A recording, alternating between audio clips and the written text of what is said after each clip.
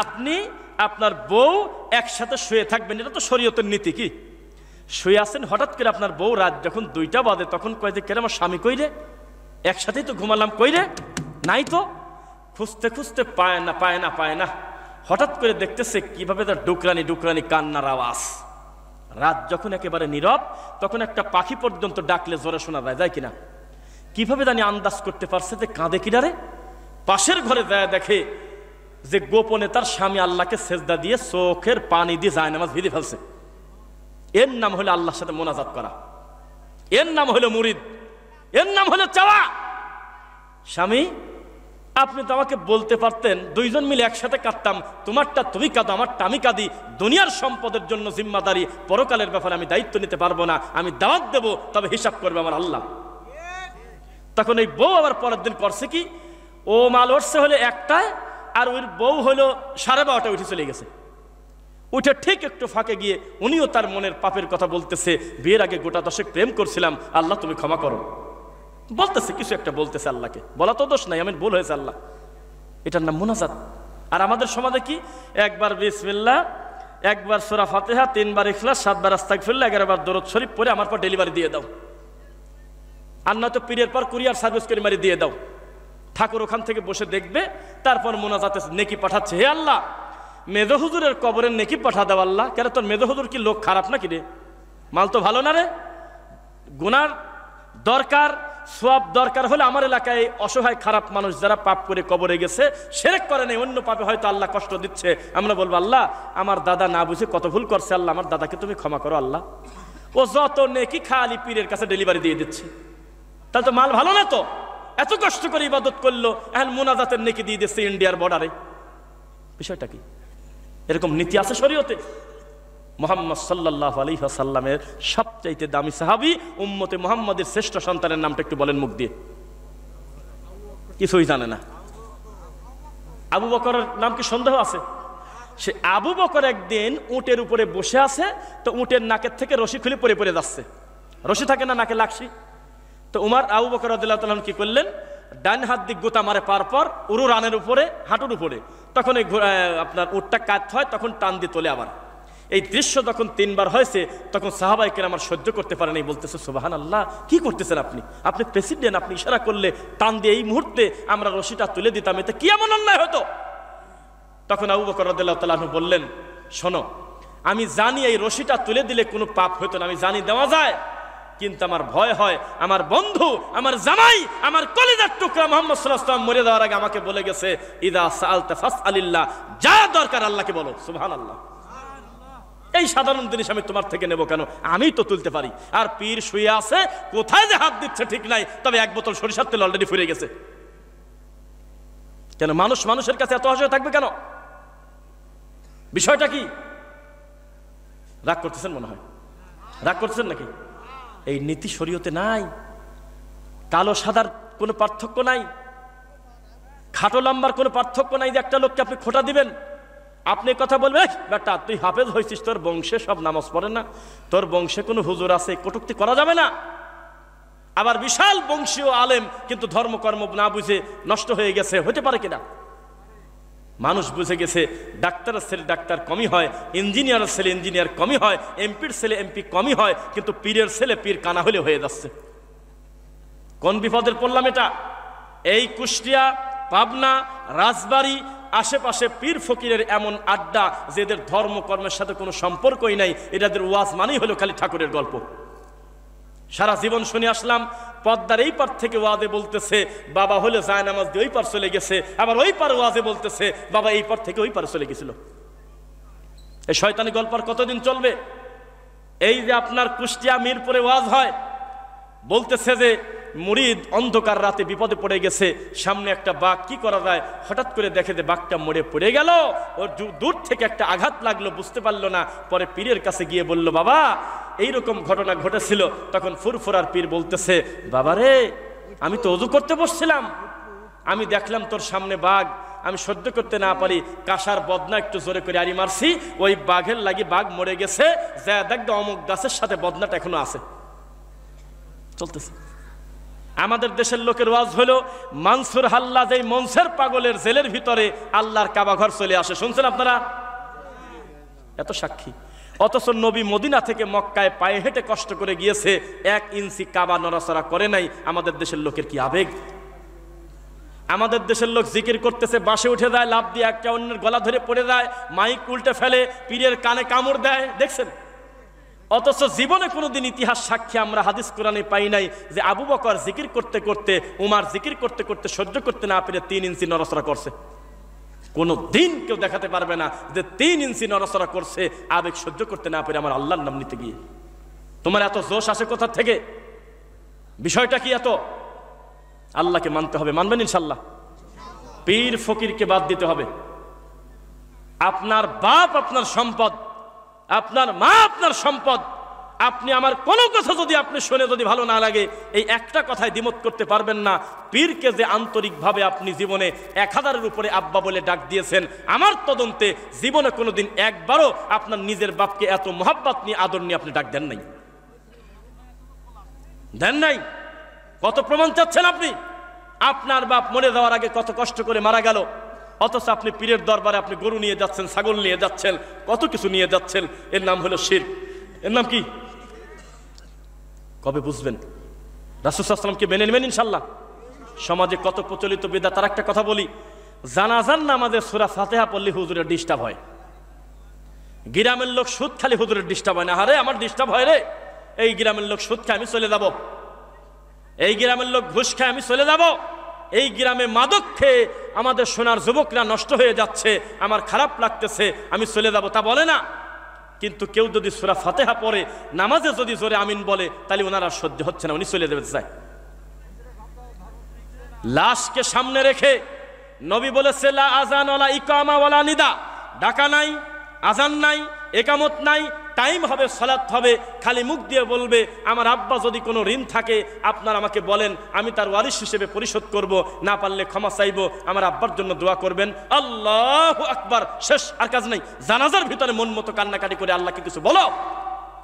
আর আমাদের সমাজে এ 5 মিনিট, ও 10 মিনিট, বন্ধু 2 মিনিট, প্রতিবেশী 3 মিনিট, এ অমুক তমক নারী ভুরি বক্তব্য দিতে দিতে টানা রোদের ভিতরে লাশটা সামনে রেখে জোহরের নামাজের সময় আধা ঘন্টার বেশি বক্তব্য দিচ্ছে। এত টাইম হুজুরের হাতে আছে, কিন্তু আল্লাহু আকবার বলে হাত যেই বাঁধলো, তখন সূরা ফাতিহা পড়ার টাইম নাই, মনে হচ্ছে মাথার পর ঠাটা পড়ছে। কেন? লোকটাকে চিরদিনের জন্য দাফন করে দিয়ে আসবো।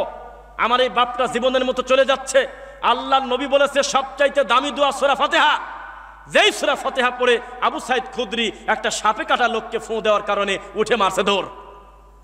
30টা ছাগল নিয়ে বাড়িতে চলে গেছে। ভয়তে ভয়তে নবীকে বলে, আল্লাহর নবী ভুল করলাম কিনা, একটা ফুঁতে 30টা ছাগল নিয়ে আইছি, এটা কি হারাম হলো কিনা? নবী বলল, কিসের কি হারাম? মানে একটা অংশ আমারও দিও। এর চাইতে হালাল আর হয় না। কারণ কি করছিলে? কয়েক আমি সূরা ফাতিহা পড়ে ফু দিছি, উঠে দৌড়তেছে। তোমার ফাতিহা পছন্দ হলো না? তুমি বলতেছো যে জানাজা হলো দোয়া আর ফজরের নামাজ হলো নামাজ। আরে কানা, সালাতের একটা অর্থই তো দোয়া, সালাত মানেই তো দোয়া। সুবহানাল্লাহ। কয়দের রুকু নাই, নাই তো আমি কি করবো? আল্লাহ দেয় নাই তাই নাই। সেজদা নাই কেন? তা আল্লাহ দেয় নাই তাই নাই। নাই তুমি খোদো কেন? ঈদের নামাজের খুতবা আগে না পরে? কিছুই জানে না, 2-1 জন জানে। আর জুমার নামাজের খুতবা আগে না নামাজ আগে? তা আগে পরে হয়েছে, এখন আমি কি করবো? আল্লাহ দেশে তাই হয়েছে, আমি কি করবো? খোঁজন কি কামে? যেটা নাই সেটা খোঁজন কেন? এটাকেই মেনে নিতে হবে। আমার নবী যেহেতু জুতা পায়ে দিয়েছে এইভাবে, আমিও দেবো এইভাবে। আমার নবী বলেছে তোমার বাড়িতে কেউ নাই, তোমার বউ নাই, মা নাই, কেউ নাই, তুমি জানো, তাও নিজের বাড়িতে নিজে ঢোকার সময় তুমি সালাম দিয়ে ঢোকো। কারণ এই সালামের কারণে তোমার বাড়িতে শয়তানের আর জায়গাই নেই। সুবহানাল্লাহ। কিসের সাথে কি যুক্তি দিচ্ছেন আপনি? আমার নবী ডান হাত দিয়ে পানি খেয়েছে, আমি খাবো। আমার নবী কোনো কিছু দিতে গেলে ডান দিক থেকে দিয়েছে, আমি দেবো। আমার নবী বাম পা মসজিদ থেকে বের হওয়ার সময় আগে দিয়েছে, আমি দেবো। আমার নবী ডান পা আগে দিয়েছে মসজিদে ঢুকতে, আমি দেবো। আমার নবী সহবাসের সময় দোয়া পড়েছে, আমি পড়বো। এত পণ্ডিত করতে যাবেন কেন? নবীকে হুবহু অনুসরণ করতে হবে। তিনি যেভাবে যা বলেছেন তাই মানবে ইনশাআল্লাহ। পড়েন, কোনো পণ্ডিত করবেন না, বাড়াবাড়ি করার কোনো সুযোগ নাই। সুযোগ আছে কি? সুযোগ নেই। চলে যাবেন। আমি একটা ব্যতিক্রম চেয়ারম্যান দেখলাম আজকে, এই এতগুলো মিডিয়ার সামনে বলতেছি, এবং আমাদের সভাপতি সাহেব, সফল সাহেব সহ, মাস্টার শিক্ষিত মানুষ তো, তাই এত সময় ধীর গতিতে বক্তব্য শুনলেন, কোনো আম শ্রোতারও এত অ্যাটেনশন পাই নেই। আলহামদুলিল্লাহ। আল্লাহ তুমি উভয়কে তোমার দিনের জন্য তুমি কবুল করো আল্লাহ। কি ব্যাপার বক্তব্য, আমি তো মনে করতেছিলাম যে কষ লাগতেছে, ভালো লাগতেছে কিনা, কিন্তু প্রধান বক্তা এখন আনতেছে না বিষয়টাকে। এটা একটা কৌশল। অনেক সময় কথা বলতেছি, নিয়ে আসলে সেটাই সুন্দর হয়, আমরা কথার একটা পর্যায়ে আছি। এবার দেখেন এখানে কি লেখা আছে, কোরআন কি। আমি কিন্তু শুরুতে দুই একটা ধমক দিলেও, কাছে বসেন আমার ভাই, মাশাআল্লাহ, আমি কিন্তু শুরুতে দুই এক ধমক দিলেও আমি কিন্তু একটা কথা বলছিলাম মুখ দিয়ে, অপ্রয়োজনীয় কোনো কথা বললে আপনি প্রতিবাদ করবেন আমাকে। এখানে কোরআনের পর কি লেখা আছে, জোরে বলেন কি লেখা আছে। এই শরীফ আমাদের বহু কিছু শেষ করে দিয়েছে, কিন্তু আল্লাহ নিজে নিজে কোরআনকে কি নাম দিচ্ছে, বাল হুয়া কুরআনুম মাজিদ ইন্নাহু লাকুরআনুন কারীম, আছে কিনা। তাহলে আল্লাহ নাম দিচ্ছে মাজিদ, আল্লাহ নাম দিচ্ছে কারিম। আমার পছন্দ হইল না, আমি লিখলাম শরীফ। মাজার শরীফ, খানকা শরীফ, দরগা শরীফ, খালি শরীফ আর শরীফ। এত শরীফের দরকার নেই আমার। শরীফ নবীর কবরকে কবর বললে যায় না, কিন্তু আপনার এই ঠাকুর মরে গেছে, মুরিদরা বলতেছে মাজার শরীফ, খানকা শরীফ। কথা বলে না দেখি। আল্লাহর নবীর স্ত্রী আয়েশা বলতেছে, মরার পরে আমি আমার স্বামীর কবরের পাশে গেলাম, আমি নবীর কবরের কাছ দিয়ে গেলাম। সাহাবায়ে কেরাম বলতেছে, আমরা নবীর কবরের কাছে গেলাম, কবরের পাশ দিয়ে গেলাম। আল্লাহ বলতেছে, আফালা ইয়ালামু ইযা বু'সিরা মা ফিল কুবুর। কবরের কথা কোরআনে আছে, হাদিসে আছে। কোনদিন দুনিয়ার সবচেয়ে দামি মানুষের নাম মুহাম্মদ সাল্লাল্লাহু আলাইহি সাল্লাম, তার কবরকে সারা জীবন সাহাবায়ে কিরাম কবর বলেছে। আরে গরু মারিয়ে দেশে কেউ জানেই না যে ভিতরে কেউ আছে কিনা কোনো মাল, উপরে বলতেছে যে এটা একটা মাজার শরীফ। আপনাদের এই দিকে কিনা আমি জানি না, ভুল হতে পারে, সাতক্ষীরা রোডে মনে হয় গোরাসার মাজার আছে, ভেড়ামারা। আমি ধারণা করে বলছি, আল্লাহ আলাম, আল্লাহ তুমি ভালো জানো, মিলে গেছে। যেই জাতি ঘোড়ামারি দাফন করে দিয়ে নাম দিয়েছে ঘোরাসা। আর আমি একটা মাহফিলে গিয়ে মাঠের ভিতরে যা দেখাইছিলাম বাসর ঘরের জন্ডিসা। জন্ডিসা কিভাবে বুঝলেন? আমি মনে করছি যে এখানে কার বাসর হচ্ছে, চতুর্দিকে মন মতো ফুল দিয়ে সাজানো। আমাদের মাহফিলটা অনেক দেরি, আমরা রাস্তা দিয়ে যাচ্ছিলাম, ভাবলাম যে বাসর ঘরটা দেখে আসি। ডিজাইনটা, মানুষ আছে তা বলবো না, মাগরিবের আগে সুন্দর একটা ডিজাইন, আমরা দেখে আসি, দেখতে ভালো লাগতেছে। যা দেখি বাসর ঘরে জন্ডিসা। তখন বললাম যে কি ব্যাপার? কয়েদে মাল মরার পর থেকে আমরা বাসর ঘরের মতো সাজাইছি, বাঁচি থাকতে সাধন হয় নাই তো, তাই মরার পরে বাসর সাজাইছি। এখানে প্রতি মাসে জিকির হয়। কয়েকদিন আগে 3 দিনের ওরস হয়েছে, হুজুররা ওয়াজ করতে আসছে, ওই পাশে দান বাক্স, ওখানে দান বাক্স টাকাও দেওয়া, অথচ তার নাম হলো জন্ডিসা। এ জাতির কপালে কি আছে বলেন? অথচ যেই পীরের 10টা মুরিদ, এমন মুরিদদেরও দাবি আমার পীর মরে না। কথা বোঝে না? আগে ঠিক ঠিক বলেন না, আগে শোনেন। আগে যারা শোনে নাই তাদের শুনতে দেন, আপনারা তো বুঝছেন। কোন পীরের যদি 10টা মুরিদ থাকে, তাহলে এই পীর যদি মরে যায়, তাহলে তারা বলে না যে আমার পীর মরে গেছে। কি বলে বলেন তো? আপনারা বলেন না, এদিক থেকে বলেন, আপনারা জানেন। আচ্ছা, এই পাশ থেকে বলেন, কি বলে? এই তো ভাই, এই কথাটা আমার শুনতেছিলাম, চাচ্ছিলাম। পর্দার আড়াল হলেন বাবাজি, পর্দার আড়াল হলেন, এটা বলতেছে। আবার একদল বলতেছে পীর বাঁচি থাকতে যেমন ক্ষমতা ছিল, মরার পরে ক্ষমতা বাড়িয়ে গেছে। লেখে না? লেখে কিনা? তাই আমি বলেছিলাম, শাহজালালের মাজারে গিয়ে আমি রফিক বিন সাইদ 2 চোখ দিয়ে যা দেখছি, যে পরিমাণ গোলাপ জল বাবার কবরে মানুষ দিচ্ছে, তাতে যদি সত্যি বাঁচি থাকতো তাহলে আবার বহু আগে ঠান্ডা লেগে মরে গেছে। এত বেয়াক্কেল মানুষ, লোকটা মারা গেছে, আসলেই তার লাশ ওখানে আছে কিনা আল্লাহ তুমি ভালো জানো। ইতিহাস তো বিকৃতিও হয়। বিষাদ সিন্ধু দেখে, বিষাদ সিন্ধু বই পড়ে যদি হোসাইন রাদিয়াল্লাহু আনহুর কারবালা চিনতে চান, তাহলে আপনি বোকার স্বর্গে বাস করতেছেন। বুঝেছেন কথা? বিষাদ সিন্ধুতে হোসাইনের কারবালার মূল ঘটনা আছে কি? আছে। এবার একটা ঘটনা দান মনে পড়ে, ভালো কথা। একটা নবী, একে কথা বলবেন না, যারা জানেন আমার ধারণা বুঝে ফেলছেন, যারা শক্তিশালী ভাবে জানেন তারা বাদ দিবেন। একটা নবীকে কাফেররা তাড়া করছিল, উনি দৌড়ে গিয়ে আল্লাহর কাছে সাহায্য চাইতে গিয়ে ভুল করে গাছের কাছে সাহায্য চাই ফেলছে। তখন গাছ 2 ভাগ হয়ে গেছে, সেই গাছের ভিতরে নবী প্রবেশ করলো, আর যাওয়ার পর গাছটা আবার আটকে গেল, কিন্তু তার চাদরের কোনা বাড়া ছিল। এইটা দেখে কাফেররা তাকে দুই ভাগ করে ফেলছিল গাছ সহ। এ নবীর নাম কি? অথচ ঘটনা পুরো নবীর প্রতি অপবাদ। এই ঘটনার সূত্র ইবলিস থেকে ডেলিভারি হয়েছে। অথচ তিনি এত বড় সম্মানী নবী, যার ব্যাপারে আল্লাহ বলতেছে, ইয়া জাকারিয়া ইন্না নুবাশশিরুকা বিগুলামিন ইসমুহু ইয়াহইয়া, হে জাকারিয়া তোমাকে আমি একটাই বৃদ্ধ বয়সে ছেলে দেব, তার নামও ঠিক করছি ইয়াহইয়া। সুবহানাল্লাহ, নামও ঠিক করছে আল্লাহ। লাম নাজআল লাহু মিন ক্বাবলু সামিয়্যা, ইতিপূর্বে ইয়াহইয়া নামে আমি আল্লাহ কারণ নাম রাখি নাই। এত বড় নবীকে আমাদের দেশের লোক বলতেছে উনি নাকি গাছের কাছে সাহায্য চাইছিল। আস্তাগফিরুল্লাহ, একটা নবী একটু খাড়ায় গেল। আপনি আমাকে বলেন, আপনাকে শেষ করে দেব, আপনাকে আমরা বেঁধে রাখবো, যদি আপনি আল্লাহর কাছে সাহায্য না চেয়ে আপনি পানির কাছে সাহায্য চান, তাহলে আপনাকে ছেড়ে দেব। আমি কি করব বলে আপনার মনে হয়? তাহলে একটা নবী সে বলে ফেললো হে গাছ আমাকে বাঁচাও, আপনি কিভাবে মেনে নিলেন? তাহলে মিথ্যা কথা এই দেশে সমাজে আছে কিনা? আছে কিনা? তারপরে সমাজের মানুষ সুদ খায় না, না সুদ খায় না। 10,000 টাকা ধার নিতে গেলে গোটা গ্রাম ঘুরেছে, ফলাফল শূন্য, কেউ টাকা দেয় না। সবচেয়ে ভালো দেশে বলতেছে আর একটু আগে আলি দিতাম, এখন একজন নিয়ে গেল সিটার। গোটা গ্রাম ঘুরে পাওয়া যায় না, কিন্তু লেপের ভিতর শুয়ে খালি মোবাইলে মেসেজ দিয়ে দেন, হে ভাতিজা 2 লাখ টাকা লাগবে, দেখো তো টাকা লাগায় কে। ঘরের ভিতরে 10 লাখ টাকা চলে আসবে 15 মিনিটের ভিতরে। টাকা নিয়ে নিয়ে ঘুরতেছে, লাখে হইল 2000 মাসে, না বেশি? বেশি, আমি ধারণা করে বলছি। কত? লাখে 3000। এত সুন্দর হিসাব করলেন কিভাবে আপনারা? এ ঢকের কাম কি আপনারাও করেন নাকি? যেই সমাজে সুদকে মানুষ হালাল করে নিয়েছে আর কর্জ দেওয়াটাকে হারাম করে নিয়েছে, তাদের তাকদির আর কি থাকতে পারে? বিপদগ্রস্ত মানুষ যদি মানুষের দ্বারে দ্বারে ঘোরে, কেউ 10টা টাকা সাহায্য করে না, অথচ ওই লোকটা মরে গেলে তখন আসে কুলখানি খাওয়ার জন্য শকুনের দল, যে মরা খায় আসি। এর থেকে অমানবিকতা কি হতে পারে? আজকে থেকে আপনি নিয়ত করেন আল্লাহ এবং তার রাসূলকে মেনে নেবেন, বিনা বাক্যে কোনো প্রশ্ন করবেন না। মনে থাকবেন ইনশাআল্লাহ। আল্লাহ বলেছেন আপনি বলবেন সামিনা আতান, আমি মেনে নিলাম। নবী বলেছেন আপনি বলবেন সামিনা আতান, আমি মেনে নিলাম। আমার ভিতরে কোনো বক্রতা নাই। আমি আল্লাহর কথা যেখানে শুনবো মানবো, আমি নবীর কথা যেখানে শুনবো মানবো। কোনদিন কোন পীর ফকিরের কাছে 1 মিনিট দাঁড়াবো না, বলেন ইনশাআল্লাহ।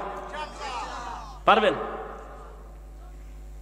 কোনদিন শরীয়তে এই ধরনের নীতি নাই। একটা মানুষ মানুষের কাছে মুরিদ হয়ে বলবে আমি আমার বাবার কাছে মুরিদ হলাম, এর থেকে নোংরামি কি হতে পারে? আবার একটা কথা বলি, আবু জেহেলের নাম শুনেছেন আপনারা? আবু জেহেলের নাম শোনেন নাই? আচ্ছা, পৃথিবীতে কোনোদিন আপনার 2 চোখ দিয়ে আবু জেহেল নামে কোনো লোক দেখছেন সরাসরি? কারো নাম রাখা আছে আবু জেহেল, এরকম দেখেছেন? দেখছেন না? কিন্তু আবু তালেব নাম আছে, কত নেবেন আপনি আমাকে বলেন? কথা কয় না। আবু তালেব নাম আছে কিনা? অথচ দুইটাই কাফের। কত তো বোঝে না। আবু জেহেল কারো নাম আছে বলেন? আছে। কিন্তু আবু তালেব নাম আছে, আছে কিনা? কারণ দুইটাই কাফের, কিন্তু একটার বাজার ভালো না আর একটার বাজার ভালো। আলীর আব্বা হয়েছে জন্য দরদ বেড়ে গেছে, অথচ দুইজনই কাফের। আমার আগে বক্তব্য দিলেন শেখ, বলেছেন অবশ্য, তাই না, যে নবীর চাচা পর্যন্ত কাজ হলো না। কেননা হেদায়েতের মালিক কে? আল্লাহ। ইন্নাকা লা তাহদি মান আহবাবতা ওয়ালাকিন্নাল্লাহ ইয়াহদি মান ইয়াশা। আল্লাহ যাকে ভালোবাসেন তাকে হেদায়েত দেন। হেদায়েত আল্লাহ ছাড়া কারোর হাতে নাই। অথচ এক একটা সময় মানুষ এক এক দিকে ঝোঁকে। একটা সময় আমাদের পাবনা থেকে একের বস্তা বস্তা বোতল নিয়ে এই কুষ্টিয়া না ঝিনাইদাতে একটা বোতল বাবা বাড়াইছিল। কতদিন আগে? 15 বছর আগে নাকি? 15-20 বছর আগে বোতল কাঁধে করে মুরব্বীর কাঁধে দিয়ে দেশে, বোতল বাবা বলে আছে, বোতল ভরে নিয়ে আইগা। পরে দেখে মোটে শয়তানি। তারপরে বাড়ালো কনসির পানি পড়া। হ্যাঁ, সকালবেলা ফজরের আগে ওঠো, তাড়াতাড়ি নিয়ত করে কনসি দিয়ে পানি পড়তেছে, খাও। 2 দিন পরে প্রমাণ হলো ও ছাতার পানি এমনিই বাড়ায়, শীতের দিনে এমনি পানি বাড়ায়। জাতি হলে আবেগের জাতি। এই জাতি মাওলানা দেলোয়ার হোসেন সাঈদীকে অন্তর থেকে ভালোবাসে, এত ভালোবাসছে উনি জেলে গেলে এক ধরনের গরুই বলবো তাদের, তারা বলতেছে উনি নাকি চাঁদে চলে গেছে। শুনছেন? এটা মানুষের সাথে শয়তানি করা আর কি করা না? ওনার ফটোকপি দেখাচ্ছে চাঁদে। আমি আশ্চর্য হই, মূর্খ লোক তো বলে বলে আরে হুজুর মানুষ জালসা এসে বলতেছে সত্যি চাঁদে আছে। তা ক্ষতি তো আপনারাই করেছেন। বাড়াবাড়ি করতে গিয়ে আপনারা কার সম্মান কোথায় দিয়ে আপনারা শেষ করে দিয়েছেন। নবীদের চাঁদে যায় না, আরে রাসূল মরে গেছে কোনো চিত্র থাকে না, আর একটা লোক বেঁচে আছে তার নাকি ফটোকপি চাঁদে চলে গেছে। জাতি কত অসভ্য। আবার তাকে দাফন করার পরে আমি এটা বোঝাচ্ছি, আপনারা যারা দাবি করেন তাকে সত্যি ভালোবাসেন, আপনারা হলে ভণ্ডামি করেন, মূলত আপনারা আবেগ দেখাচ্ছেন, মূল ভালোবাসেন না আপনারা। উনি মারা গেছে, ভূমিকম্প হয়েছে, এটা আল্লাহর হাতে। একদল পাগল আবেগে লাগতেছে, যুবকরা দেখেছো কোরআনের পাখি মরে গেল আর ভূমিকম্প হলো বাংলাদেশে। কয় কিরে পাগল, অথচ একই টাইমে বাংলাদেশে কত গণেশ মরে যাচ্ছে, কত অমুসলিম হয়তো মরে গেছে। 18-20 কোটি মানুষ ওই দিনে কেউ মরে নাই না। তো কি বললেন এগুলো? আল্লাহর নবীর ছেলে মারা গেল, তার নাম ইব্রাহিম। কেউ কেউ বলা বলি করলো নবীর ছেলে মরে গেল, তো ওই দেখো আকাশে তাকায় চন্দ্রগ্রহণ হয়েছে। নবী বললেন খবরদার, কে সে যে বলে আমার ছেলে মরে গেছে জন্য চন্দ্রগ্রহণ হয়েছে? চন্দ্রগ্রহণ হলো আল্লাহর হাতে, এটা আল্লাহর নিদর্শন, এর সাথে আমি নবীর ছেলে মরার কোনো সম্পর্ক নেই। কেন এত আবেগ? এখন আমি কয়েকটা কথা বলবো, এই কথাতে কলম দেওয়ার জায়গা আপনার থাকবে না। আমি বুঝতেছি 2-1% মানুষের একটু খারাপ লাগতেছে, তবে পুরো বক্তব্য শেষ করে যাবেন ইনশাল্লাহ। দেখেন আমার দিকে তাকান। আজকে আমরা বলতেছি শবে বরাতের রুটি হালুয়া করে নবীর প্রতি অপবাদ দেওয়া যাবে না। শবে বরাতের কোনো রোজা নাই, শবে বরাত উপলক্ষে কোনো ইবাদত বন্দেগী নাই। শবে বরাতের উপলক্ষ করে রুটি হালুয়া করা এটা একটা নব্য বিদাত, এটা নবীর প্রতি অপবাদ দেওয়া। সেম কথা 40 বছর আগে আপনার ভালোবাসার সাইদি সাহেব বহু আগে বলেই গেছে। আমরা বলেছি সালাম ফিরানোর পর নবীজি দোয়া পড়েছেন, সবাই মিলে হাত তুলে মোনাজাত করেন নাই। তিনি পড়েছেন আস্তাগফিরুল্লাহ, তিনি পড়েছেন আল্লাহু আকবার, তিনি পড়েছেন আল্লাহুম্মা আনতাস সালাম, তিনি পড়েছেন আয়াতুল কুরসি, তিনি পড়েছেন আল্লাহুম্মা আইন্নী আলা যিকরিকা ওয়া শুকরিকা ওয়া হুসনি ইবাদাতিক, তিনি পড়েছেন আল্লাহুম্মা লা মানি আলিমা আ'তাইতা ওয়া লা মু'তি আলিমা মানা'তা ওয়া লা ইয়ানফাউ যাল জাদ্দি মিনকাল জাদ, তিনি পড়েছেন 33 বার সুবহানাল্লাহ, তিনি পড়েছেন 33 বার আলহামদুলিল্লাহ, তিনি পড়েছেন 34 বার আল্লাহু আকবার অথবা 33 বার আল্লাহু আকবার, তিনি পড়েছেন লা ইলাহা ইল্লাল্লাহু ওয়াহদাহু লা শারীকা লাহু লাহুল মুলকু ওয়া লাহুল হামদু ওয়া লা কুল্লি শাইইন কাদির। বসে বসে 20 মিনিট পড়বেন এমন দোয়া আমার নবী ডানে বামে সালাম ফেরানোর পর মুসল্লির দিকে মুখ করে পড়তেন। আপনার কি বিশ্বাস হলো না? অথচ আমল আপনি করলেন না। আপনি পণ্ডিতি করে নিজে নিজে প্রতিষ্ঠিত হতে চাচ্ছেন। আমার নবীর অগণিত সুন্নাত আপনি আমল করেন না, সেগুলোতে অবহেলিত করে রেখেছেন। এর জবাব কে দেবে? অথচ মুহাম্মদুর রাসূলুল্লাহ সাল্লাল্লাহু আলাইহি ওয়াসাল্লামকে অনুসরণ যদি কেউ না করে, সে কি জান্নাতে যেতে পারবে? মা আতাকুমুর রাসূলু ফাখুযু ওয়া মা নাহাকুম আনহু ফান্তাহু। শোনো, আমার নবী যেটা দেয় সেটা মেনে নাও, আমার নবী যেটা নিষেধ করে তা থেকে বিরত থাকো। এটাই হলো ঈমানের লক্ষণ, ঠিক কিনা বলেন? তাহলে রাসূল সাল্লাল্লাহু আলাইহি ওয়াসাল্লামকে পূর্ণাঙ্গ অনুসরণ করবেন ইনশাআল্লাহ। এখন আমাদের সম্মানিত প্রিয় শেখ মুখলিসুর রহমান বিন আরশাদ মাদানী হাফিজাহুল্লাহ, লিসেন্স, মদিনা ইসলামী বিশ্ববিদ্যালয়, আল্লাহর এই মাটির উপরে পৃথিবীর সবচাইতে আকীদা এবং মানহাজের টনটনা একেবারে মদিনার ইলম যেখানে শিক্ষা দেওয়া হয়, সেখান থেকে সর্বোচ্চ ডিগ্রি নিয়ে আজকে আপনাদের সামনে বক্তব্য দিবেন, যার নামের উপরে বহু বেদাতি ঘরে